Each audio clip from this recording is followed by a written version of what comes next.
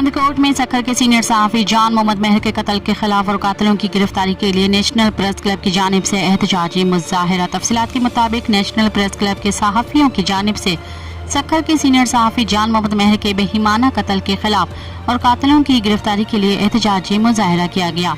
सहाफ़ियों ने हाथों पर बाजुओं पर स्याह पट्टियां बांधकर कातिलों की गिरफ्तारी के लिए जोरदार नारेबाजी की गई।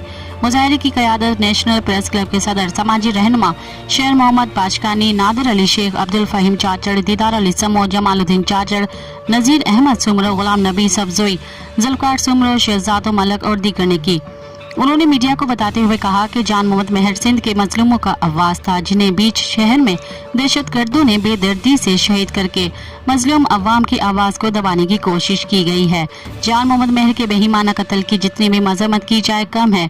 इस तरह बेगुनाह सहाफ़ियों को बेदर्दी से कत्ल करके हक की आवाज़ को दबाया नहीं जा सकता। हम इंतजामिया से मुतालबा करते हैं कि मुलविस मुल्ज़मान और सहूलतकारों को जल्द अज जल्द गिरफ्तार करके कैफर किरदार तक पहुँचाया जाए, नहीं तो एहतजाजी मुजाहिरे जारी रहेंगे। हो सका तो हम इंटस हाईवे को ब्लॉक करेंगे।